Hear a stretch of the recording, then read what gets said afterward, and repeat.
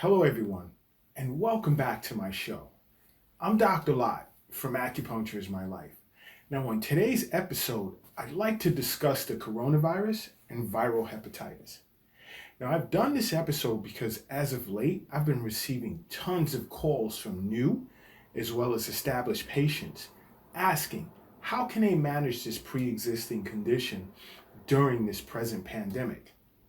Now, I'd also noticed that there were individuals being diagnosed with acute hepatitis after being admitted to the hospital for COVID-19, which really caught my attention.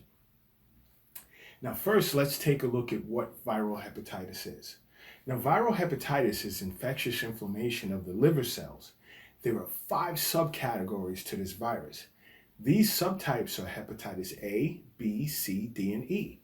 Now, hepatitis A is pretty much transmitted by ingesting contaminated food and water, and hepatitis B is transmitted by blood, sexual contact, and contaminated needles. Now, hepatitis C is the most common of them all and is transmitted by blood. Now, hepatitis D occurs only in association with hepatitis B infection. It can never occur independently, and hepatitis E is similar to hepatitis A, but with more severe manifestations. Now, its recovery time usually takes between 1 to 4 weeks. Now, let's take a look at acute hepatitis. Acute hepatitis usually has non-specific symptoms such as malaise, fatigue, nausea, anorexia, arthralgia, and low-grade fever. As the condition continues to progress, you may begin to notice dark-colored urine and jaundice. Now, there's been a case in the United States where a patient with COVID-19 presented with acute hepatitis as their primary symptom before actually developing respiratory symptoms, which in the case of COVID-19 would include fever, shortness of breath, sore throat, and cough. Now, what caused concern for my existing patients as well as ones I've never treated before was they'd all become aware that liver enzyme abnormalities would present itself as a result of becoming infected by this virus. Now, I contacted a few of my colleagues who are allopathic medical doctors, and they'd informed me that I should be aware that during this pandemic, acute non-icteric hepatitis may be the initial presentation of the virus prior to developing respiratory symptoms.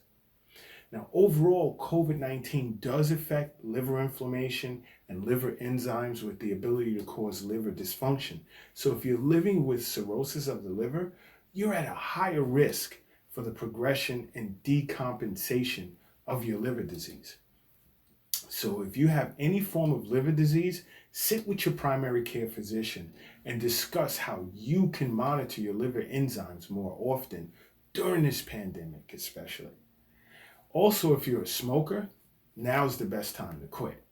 Now, of course, the question that always follows is, how does an acupuncturist diagnose viral hepatitis?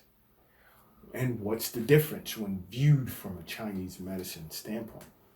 In traditional Chinese medicine, viral hepatitis is seen as a result of interaction of both exterior and interior pathogenic influences. The interior pathogenic factors would consist of dampness secondary to spleen pathology and qi stagnation secondary to liver pathology. Exterior pathogens, in this case, would consist of damp heat or epidemic heat toxicity, consuming too much greasy foods or alcohol, which would injure the spleen, thereby causing dampness, which would stagnate and turn into heat. When this internal damp heat is compounded by external damp heat, both external and internal pathogenesis then combine. The liver, gallbladder, spleen, and stomach are the overall affected organs in hepatitis. As in the case with the recent discovery of patients presenting with acute hepatitis before presenting with signs of respiratory symptoms, acute hepatitis in Chinese medicine would be viewed as an excess condition of damp heat accumulation, or as excess toxicity trapped in the nutritive and blood levels. Now, for patients with chronic hepatitis, it would be viewed as a combination of excess and deficiency, or just a deficient condition associated with liver qi stagnation or spleen and kidney deficiency. Also, I've been asked, how would I treat viral hepatitis? Well, I would focus on clearing and draining damp heat in the liver and gallbladder and soothe and spread liver qi if it's an excess case. And also if it's in the initial and active stages. If it's at the end state and the condition is deficient, I would strengthen the spleen, tonify qi, nourish the liver, and kidney yin. Now, for patients with chronic hepatitis, I would focus on invigorating the blood, transforming stasis, and unblocking obstruction in the collaterals. Regardless of what stage the disease is in, it is essential that an acupuncturist focus on nourishing the liver. Now, please, guys, go back and view episodes on the basic functions of the various organs so that you'll have a much clearer understanding of treatment from the perspective of an acupuncturist. Other than that, don't forget to subscribe to my show. And until next time, acupuncture is my life. What's yours?